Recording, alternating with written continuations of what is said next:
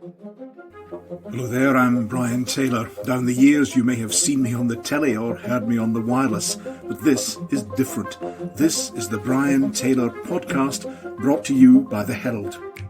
Today. This has been a really traumatising experience for thousands of frontline public sector workers, and I'm very sad to say that actually low pay across these workforces who've been most essential in looking after the rest of us is endemic. I don't think we can continue to say, what if another variant comes down the road? We better keep everything closed. You can't live like that. The level of support has to be there to make sure that people are able to continue to have their businesses, continue to be employed into the future. And furlough should be extended for as long as it's necessary. Hello there, I'm Brian Taylor, and a very warm welcome to my Herald podcast. Now, a bit of a change. This week, we're going out live, although you'll also still be able to catch up later, whatever works for you. This week on the show, will it ever end? Now, I'm not talking about Scotland's trials and tribulations in international football, although we will get to that, hopefully with an upbeat tone, an upbeat note. Rather, I'm referring to the pandemic and to the prolonged constraints on all of us. Will it ever end? Question a lot of folk are asking. The question certainly the hospitality industry is asking. They're warning of another lost summer with an impact upon trade, an impact upon jobs, and other businesses say too that they're at breaking point. What's your take? Do you back the cautious approach? Is that necessary, or are you fed up of the entire thing?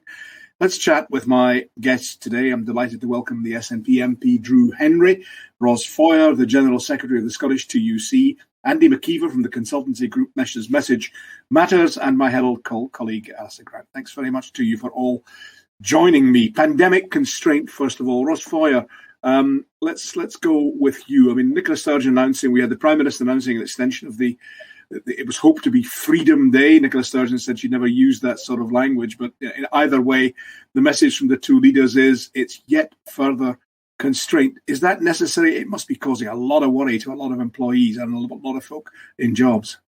Well, I think the key point to be made here is that compromising on safety is a false economy. So I actually welcome the cautious approach. I think it's a lack of caution, perhaps, on travel restrictions and other areas that's actually got into this mess with the extended need for restrictions. And you know, the last thing we need is there are new strains of the virus coming in all the time. They will find ways of getting around vaccines. They will become more aggressive, the strains that come in. And so we have to give time to get the population fully vaccinated before we loosen constraints too early. I think the key point is that while constraints are necessary, what is also necessary is providing full and adequate support for employers and employees to be able to follow those restrictions. And do you believe that is being done at the present moment, or is it falling shy? That is where we're falling shy. That's where the real problem lies in protecting our economy. So, you know, while we've got the worst statutory sick pay across almost the whole developed world, we have a problem with containing this pandemic. And while we're not offering support to business to the required levels, we have a problem.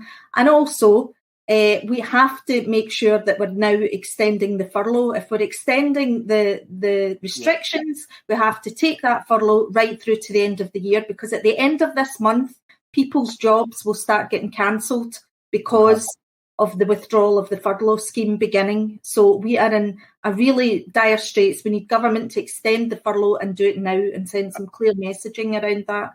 Thanks for that. Andy Maciver, you take the pulse, the temperature of the business sector. I mentioned earlier Scottish Licensed Trade Association saying that at breaking point, that's a common message, isn't it, from a number of business sectors? Absolutely. And obviously over the last couple of weeks, a lot of the hospitality sector in particular is highlighting what they see as the double standard of having the fan zone open at Glasgow Green and having 6,000 people there, but not having their restaurant open, for instance. I think that, broadly speaking, I mean, I don't think any of them want to go backwards, so I don't think it's a case of throwing caution to the wind necessarily, but I think it's about understanding. And one of the things that I think government's not been good at, north and south of the border, I think the government have dealt with this basically pretty well. Their styles have been very different, their communications have been very different, there's no question about that. But I think both governments deserve a lot of credit for dealing with a situation which nobody could really foresee. And although there's been a little bit of chaos, and I think that you would see that everywhere in the world. So I'm not really a critic of how the government have dealt with it. One thing I would like to see from the government is more of an analysis over when the cure is worse than the disease.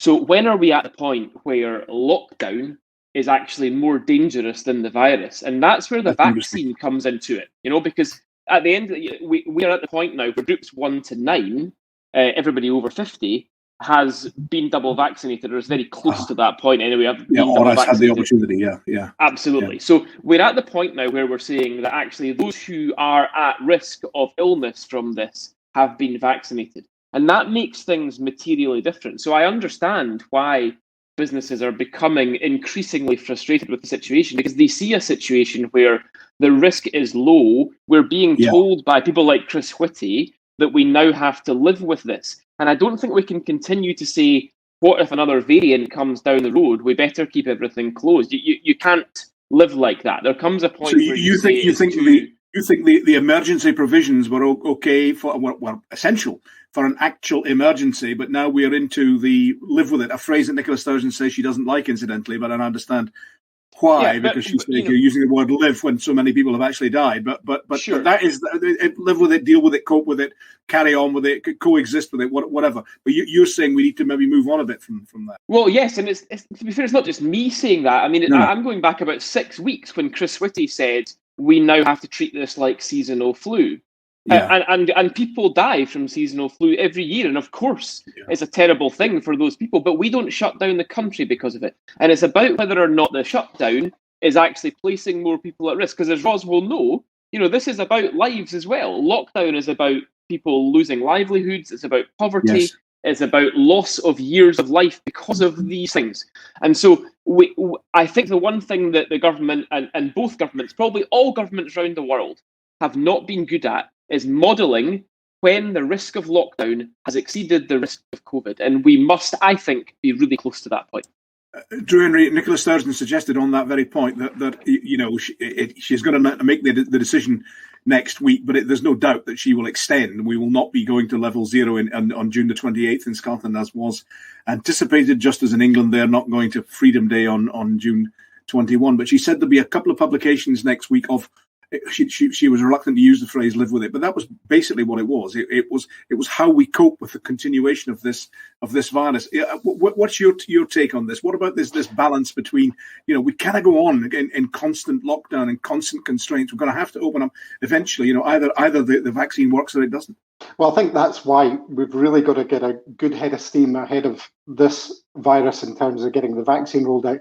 One thing that's not come up in the conversation so far, although I agree with everything Roz said, is that this is a global pandemic.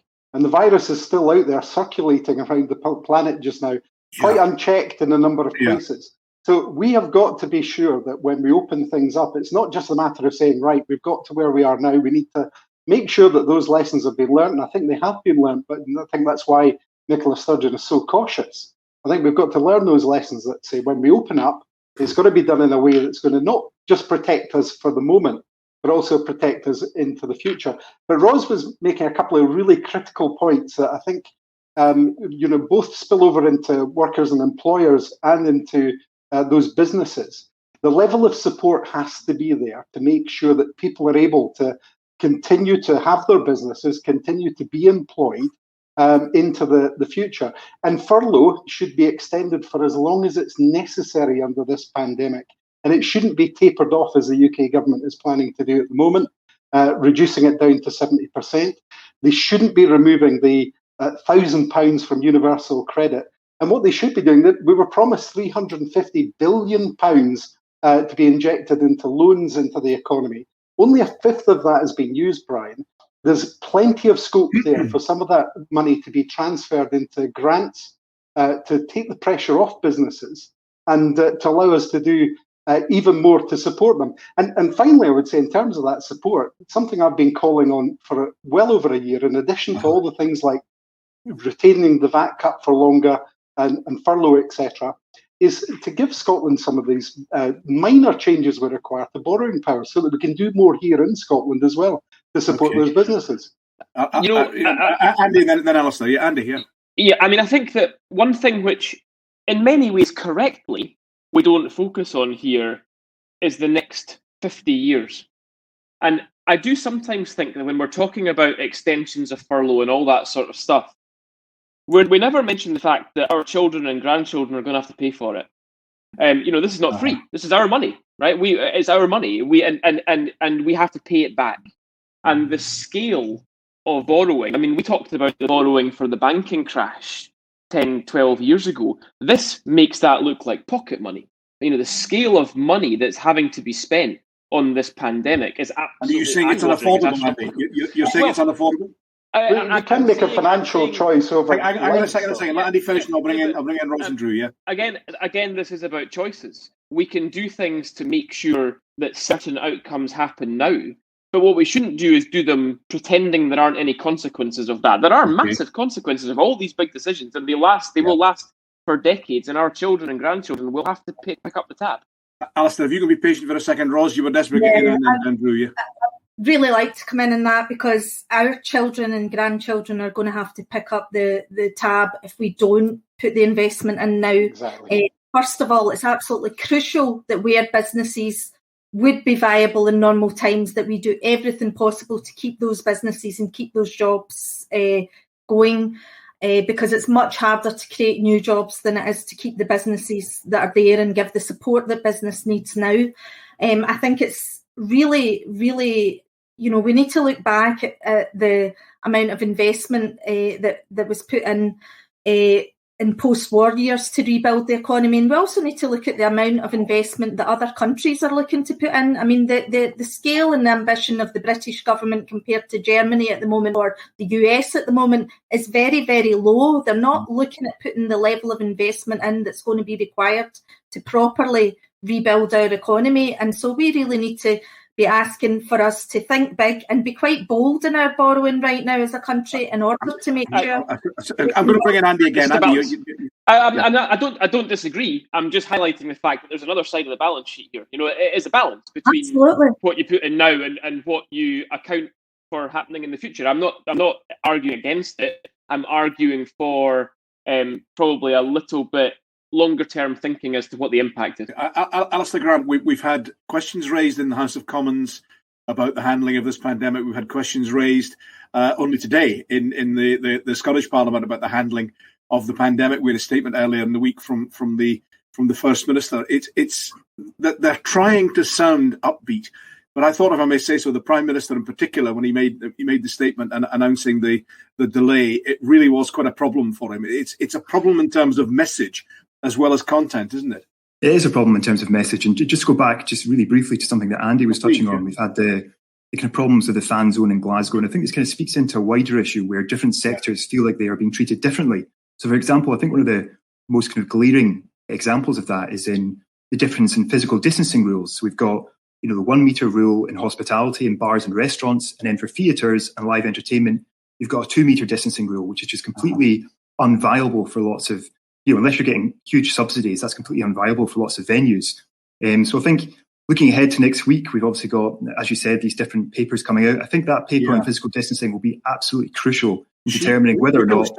Forgive me interrupting, but Nicola Sturgeon hinted, didn't she, if you can pick up on this, that she might try and, what did she call it? It was minor matters or consequential matters or something, while keeping the broad idea of maintaining the constraints as they are.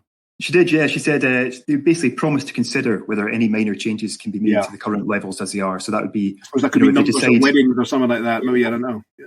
Something like that. It could even be something around physical distancing. It could be something around... We've had problems recently with nursery graduations, stuff like that. Parents really wanting to go to these transitional events in schools that are held outside, but being told that basically they can't, which when they look at...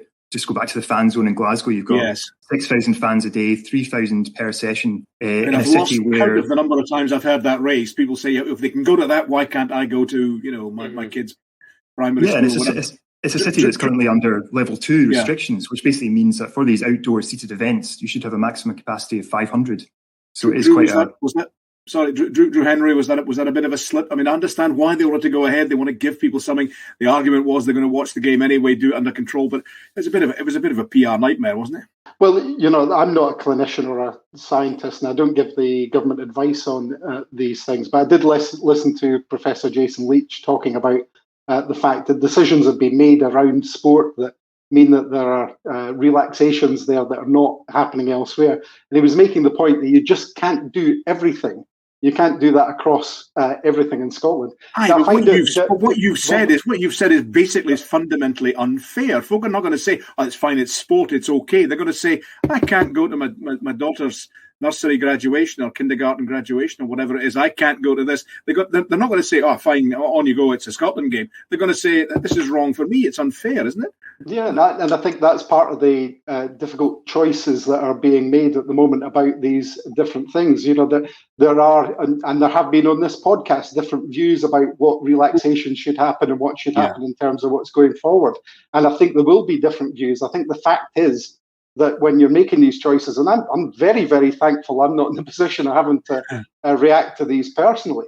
When you're making these choices, they must be really difficult. And I'm sure they've all being taken with great care. I'm not in the room, but I'd imagine there's a lot of sleepless nights and sweating about this. You're a member of Parliament. You're getting constituents having a go at you, no doubt, or raising these issues with you. Well, what is your own take? Was it a blunder? Was the fan zone a blunder? Well, no, I don't believe it was, because I think what we'll see today, we know that, fans are travelling down to London just now, and there's no facility for them there in place. That just means they're going to congregate somewhere else. I hope not, because they've been asked not to travel if they haven't got tickets or somewhere to go to. But I think it is appropriate, when you know that something like that is going to happen, that you take some kind of action to make sure you can at least kind of contain it or manage it. And I think that's what's been done. Now, I'm sitting here talking to you from Inverness. I'm in the centre of hospitality for Scotland, and I know exactly what people are saying about this and how unfair they feel it is. And I feel that as well, because these are my friends and neighbours that are being affected by this just now. And that's why I think the fact that there hasn't been enough support coming, there hasn't been enough allowance from Westminster to allow us to properly support these businesses to keep furlough going, has been so important. And we need some of that loan money transferred into grants so that we can put that in to these businesses to make it easier for them at the moment. Alistair, Alistair, please. Yeah, it's just a very brief point in that, and I think a lot of people accept that you do have to make decisions, and some things will be able to open and some things won't be. But I think that the problem at the moment is, and I thought this the other day when Nicola Sturgeon stood up in Parliament and said there will often be rational explanations behind why these decisions are made. I think you have a duty to the public to lay out exactly what those rational explanations are, and why those decisions have been made, why the decision has been made for theatres, for example, to be 2 metre distancing, but bars and restaurants to be 1 metre distancing. And you don't think that's being done properly? I don't think it's clear enough at the moment as to what exactly the thinking is behind that. Personally, because I don't know what it is. Andy Maciver.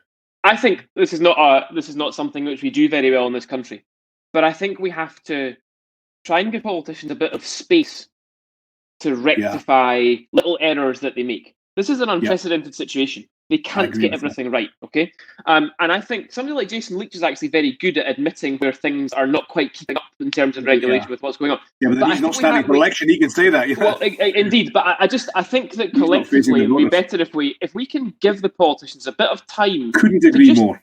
Tinker where they've got things wrong. I mean, a good example at schools. I mean, I've got 4 kids in primary school, and a good example there is not actually the sports day stuff, right? Let's be fair. The sports day stuff is upsetting the parents more than it's upsetting the children. And it's a big thing, don't get me wrong. I would like to have gone, and I couldn't go, and I thought it was wrong. Yeah.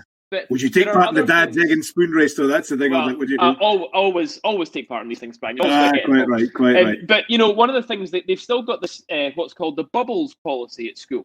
Yeah. So my children are not allowed to play with their friends during the day between 9 and 3, even outside, because they're in a different bubble. Even though they go to breakfast club and after school club with them in the school, sitting next to them, they can't see them between 9 and 3. Now, privately, when I've spoken to people, everybody knows that's wrong.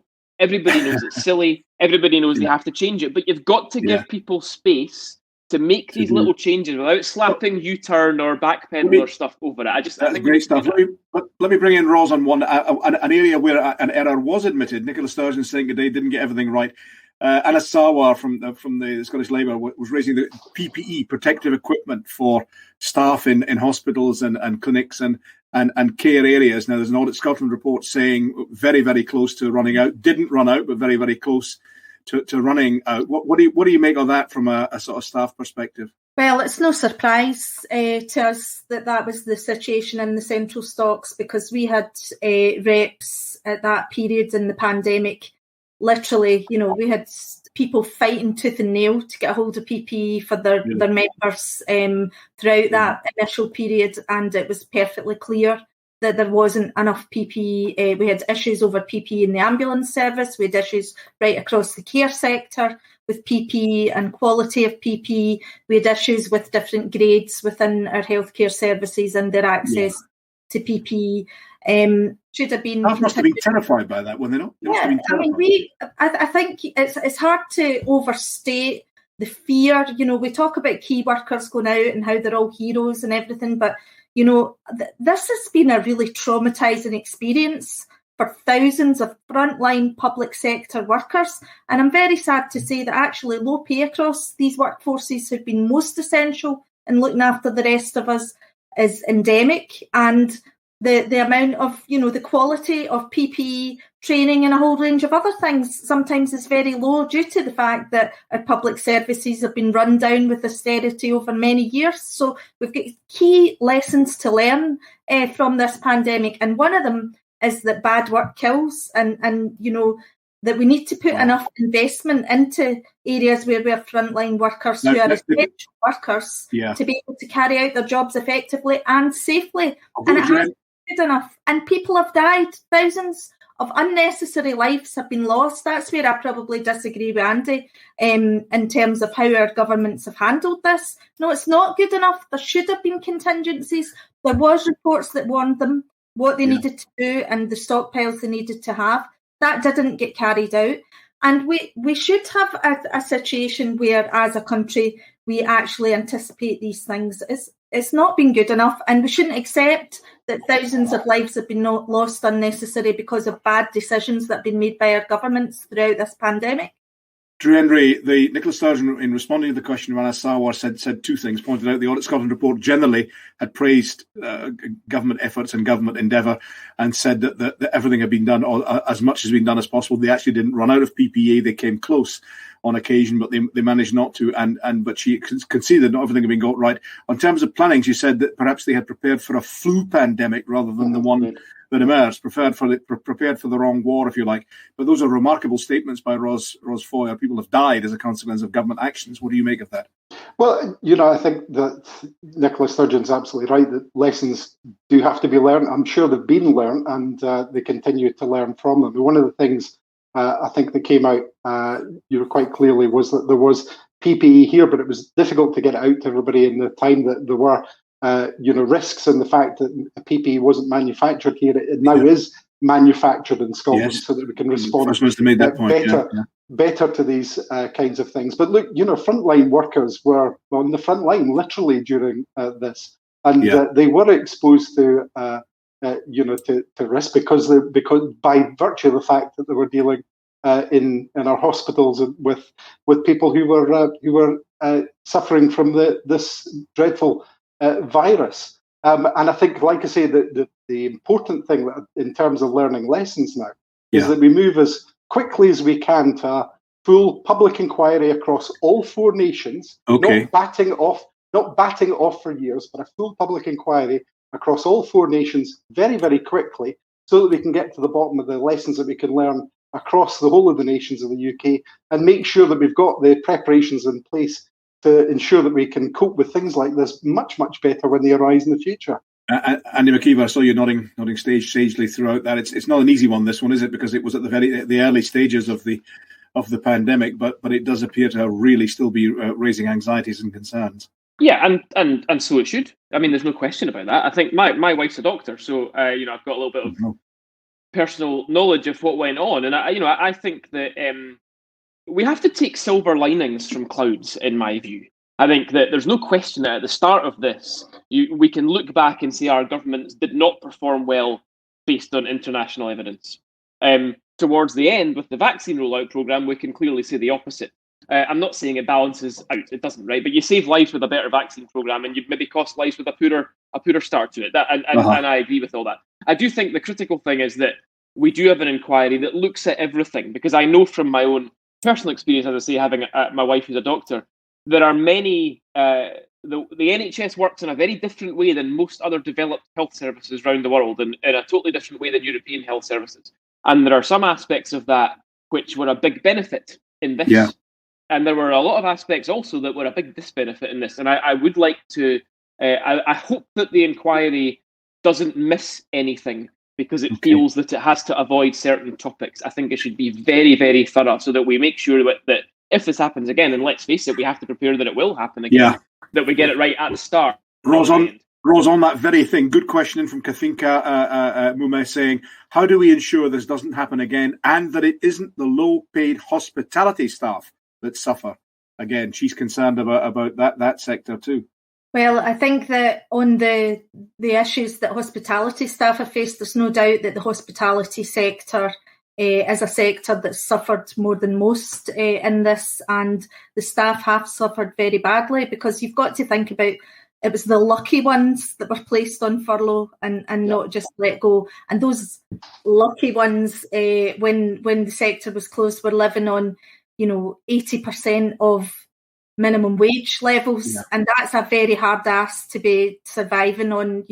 Not even the minimum wage. The minimum wage, Yes, okay. For quite prolonged periods of time.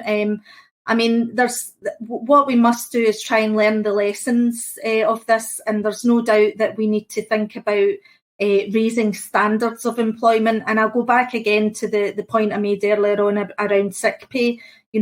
That things like that are a real problem. When a worker has to choose between doing the right thing and isolating if they have symptoms, or not having enough money to feed their family, they're going to go to work in order to go to work. Yeah. They're going to take the risk. Brian, Roz is absolutely right about that issue of sick pay, and one of the missed opportunities during this whole pandemic, one of the silver linings we could have found if it had been received by the Chancellor, was for us to try out the opportunity of a universal basic income, which would have protected all the hospitality workers and everybody else during this time. And I don't believe that when we look back in the scale of the cost of this, it would have been out with our ability to actually put that in place.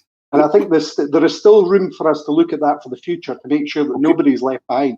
We'll talk about that in a future programme, a big topic. But Alistair Grant, one issue as well that was raised at questions to the First Minister during her statement, as well as today, the idea of travel bans, aviation travel bans. Nicola Sturgeon saying basically, if Scotland had the power to do it, she would have had far tighter ones than the UK. Now, I understand the pressure that was on the UK government from the travel industry and from backbench Conservative MPs, and now they're talking about ways perhaps of validating international travel. This is still a source of concern, isn't it, Alistair? It's still a source of concern. It's been a source of concern, as you say, a kind of ongoing issue for months. So I think one of the things that Nicola Sturgeon said during her coronavirus update in Holyrood on Tuesday was essentially she kind of blamed what she called the lax UK border controls effectively for the rise of the Delta variant that was obviously kind of originated in India, or was first identified in India. And she essentially said that the Scottish Government wanted to introduce a kind of mandatory managed quarantine for everyone coming back from the UK, regardless of what country they're returning from, which would obviously have included India, whereas the UK government has obviously gone for this traffic light system. And there was concerns that they took too long to move India to the red list and allowed the Delta variant to enter the UK and to become kind of seeded. And this is an ongoing issue, and I suppose there's a lot of experts, a lot of public health officials that have raised this repeatedly. You look at other countries that have managed to kind of control their borders much more effectively. And it does, make sense in the sense that if new variants are going to enter the UK, they're going to enter it primarily from overseas travel. But I suppose one of the other issues is that the travel industry and the airlines are devastated at the moment, and there's a lot of pressure to kind of allow people to go abroad where that's possible. And there's talk of legal action. Andy, does this come down to your balance again? It's this question of the balance. At what point, you want to contain the virus, you have a complete and total lockdown, and nobody's allowed to go anywhere, and that's not feasible. This comes down to your question of balance, doesn't it? Yeah, I think so. This all goes back actually to the question of elimination versus suppression. It goes back to New Zealand and the New Zealand model of effectively closing off the country completely to everything. I was never in favour of elimination as a strategy. I always thought it was the wrong strategy, because I felt that if you try and look in the longer term at what New Zealand were doing, it presumes global vaccination. And global vaccination is either impossible or so far away that you cannot credibly close your country for that long. So you think the Australia-New Zealand close down might not work because they're going to have to wait until everybody else catches up on vaccination? Unless they loosen it, yeah. Because when do you have a situation where all the countries that are effectively on the list to receive COVAX, when does that happen? When do they get to the point where and we're still very, very, very far away from that. And again, it is the balance. How much damage is being done to the New Zealand economy by this sustained closure? And the damage done to the economy means less tax, less money for public services, more people on unemployment, more people in poverty, more death. So again, it is all this balance. But you see, the difficult thing is if you're a politician, this is hard, because you are making a choice, effectively, a horrible choice between the deaths that are right in front of you and the deaths that are decades away. And inevitably, it's really, really easy to choose the first one, and it's really hard to choose the last one. Roz Foyer, what do you make of the approach being taken, the idea of controlling travel and controlling transport? I think in the short term, there are certainly currently, given where we are with vaccines, arguments for continuing to have heightened travel restrictions. And I think there's a lot to be said for what the First Minister put down as the cause to the fact that we could be facing another spike with a more vigorous variant. But that said, I think longer term, we do have to realise that, we have a huge aviation sector, we have a huge travel sector, and that Britain as a country and as an economy is a global, it's interlinked to the global economy. Long-term shutting down your borders globally is not an answer, but maybe what we need to be doing as countries is, really, really getting serious about the need to look at a global vaccination programme, because my concern is that until we really bite the bullet on that and get to grips with that and realise... And not just the vaccines, but the infrastructure to distribute those vaccines in sub-Saharan Africa, for example. Drew Hendry, your colleagues in the Commons were raising this week another issue regarding trade and connections with the Antipodes, but you weren't exactly delighted about that either, was it? It was the Australian trade deal. Well, I think this has been a massive blow to the farming and crofting industry in Scotland. They've been absolutely devastated that they've been locked out of consultation over this deal. Basically, it's going to allow Australian products, sheep, lamb and beef products into the UK. Products that, and you've got to remember that Australian farming still allowed to use hormone injection in beef. They're allowed to mules sheep, I should say. They can transport live animals for 48 hours without food and water. And they're still using antibiotics and so forth in the production of their food. All this is going to come in and it risks seriously undercutting our farming industry. 14 of Scotland's food and drink bodies wrote to Liz Truss, the Secretary of State for Trade, to decry the way this has been handled. And I think there's more to come from this. The benefits from it. Just before that, if I could just point out the benefits from this. The benefits from this would take 15 years to get 1/200th of the loss that we've made from losing the EU market. So this is a tiny deal with devastating consequences for future actions in terms of farming. Alistair Grant, the UK government Prime Minister, says it's up to our business. He talks about the opportunities for whisky, and of course, they have delighted to announce the further suspension of the additional tariffs on trade with America. But in terms of Australia, he says there are opportunities for UK firms. That's what the Prime Minister says. Alistair. He does, yeah, and I think the UK government would also make the point that they've got this kind of transition period, this kind of 15-year period, and that they put measures in place to stop the country being, I guess you'd say, the market being flooded by Australian beef and lamb. Yeah. But, as Drew says, this is something that the farming sector is extremely concerned about for the perceived different standards between the UK and Australia when it comes to these products and the impact on particularly maybe kind of smaller Scottish farmers that would have to compete with these much, much bigger Australian farms. And I thought it was interesting today in Holyrood during First Minister's questions that Nicola Sturgeon was essentially saying there should be a vote in the House of Commons over this, but also a vote in Holyrood, because it's something that is affecting Scotland. And she says the Scottish Parliament should have a say on it. Andy, what's your take? Are we getting to exercise too early, or is this a real threat? This is what free trade is.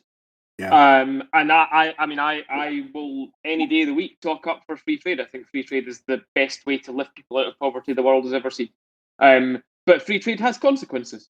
And I wouldn't play those consequences down in this case. I think the consequences for farmers here could be quite significant, not necessarily just in isolation from the Australian deal, but from other free trade deals that will inevitably be announced in the future, because this will open up a whole Asia-Pacific free trade deal thing. Now, I would emphasise that I'm not against it, but I do think the consequences are quite profound. For me, this goes back to the CAP. Agriculture in this country is incredibly heavily subsidised, and you can debate the rights and wrongs of that. But ultimately, my view is that no EU policy has been as immoral over the years as the CAP. The CAP has kept Africans poor more than almost anything else that could possibly have been created by the rich world. And this is a hangover of the CAP. This is a hangover of the CAP. We have become used to massive subsidies, and this is what happens when they go away.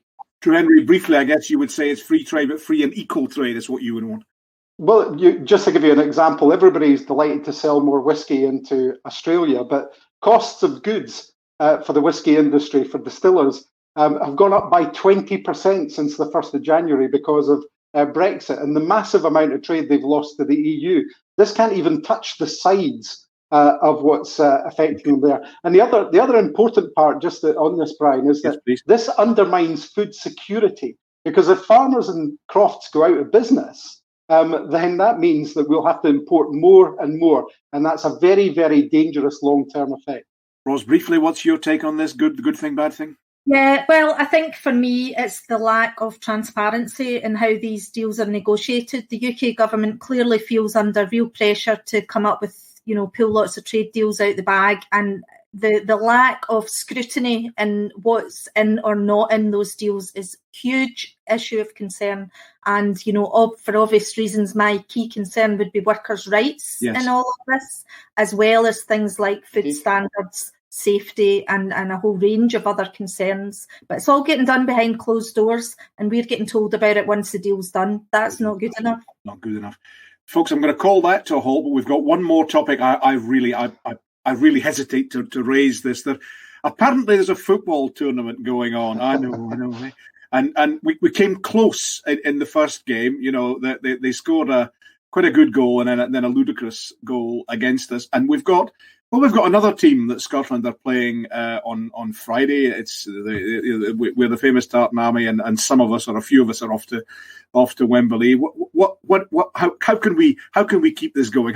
Alistair, how can we ginger our spirits up? I mean, obviously by scoring more goals than England. Don't say that, but don't get that. We want that to happen. How can we get all cheered up by this, Alistair? I suppose I've got to lay my cards on the table and say that I don't follow football. I'm not a huge football fan. But I watched the Czech Republic game. I'll definitely be watching at 8:00 tomorrow night.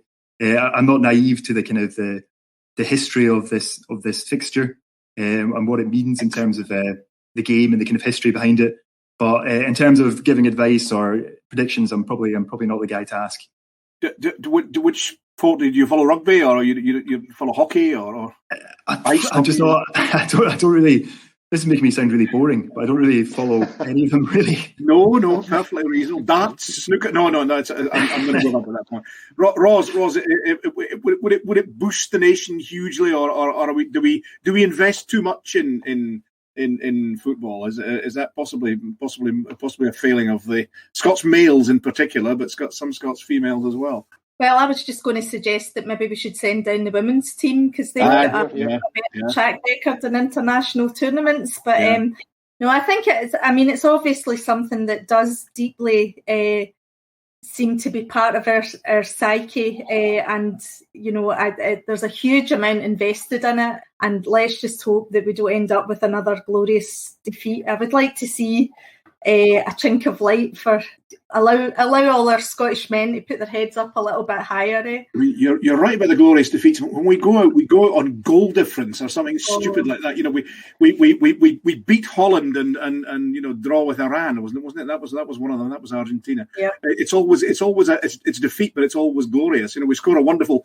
What was it that Jimmy Hill called it? A toe poke goal by Andy Nairn against Brazil, and then it just annoyed him. I was actually in Paris in 1998 when wonderful. we played Brazil, and I was in the fan zone there. I didn't make it into the stadium for that game, but the point at which I think we were drawing with Brazil for about 20 minutes. I think that's probably the best thing that's ever happened to Scotland and football team in the last 30 years. The fans were I was covering the European Summit in Cardiff, and I was commentating live on the Sheep Meat Premium or some blasted thing.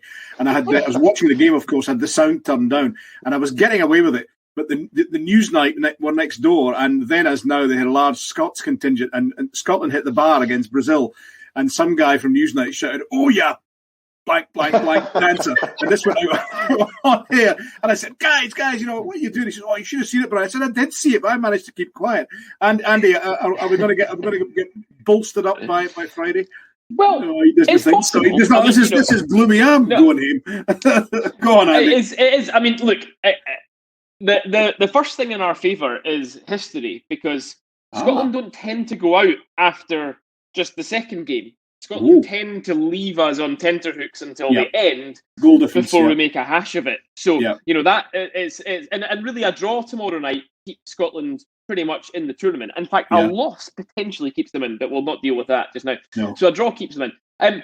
This is not the best Scotland team there has been, but there's also been worse, to be honest, over the last 10 or 15 years. And it's also not the best England team.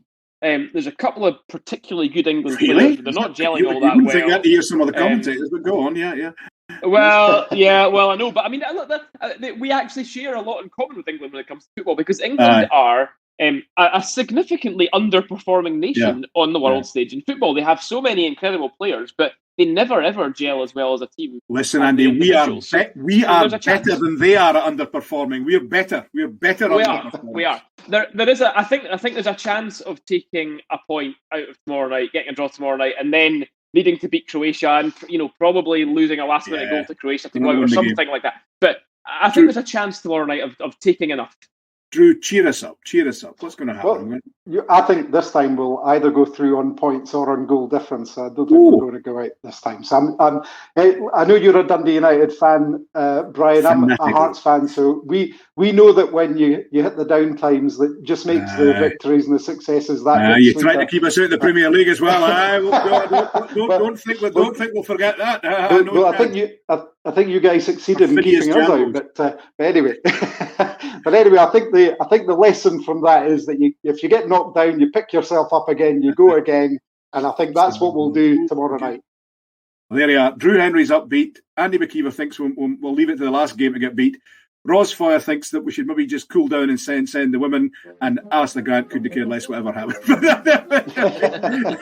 So my panel, thank you very, very much indeed. It was absolutely fabulous. Thanks very much for joining me. Thanks to everybody who's listening either live or on the recorded version. From me, Brian Taylor, toodaloo. This podcast was brought to you by The Herald. Take 20% off an annual subscription to The Herald with our exclusive podcast code. Just add HeraldPod 2021 to your basket and get instant, unfiltered access to our website. And you can also get involved with the Brian Taylor podcast as well. Tune in on Facebook, Twitter and YouTube every Thursday afternoon to catch Brian and his panel chat live and ask your questions to the people across the political scene.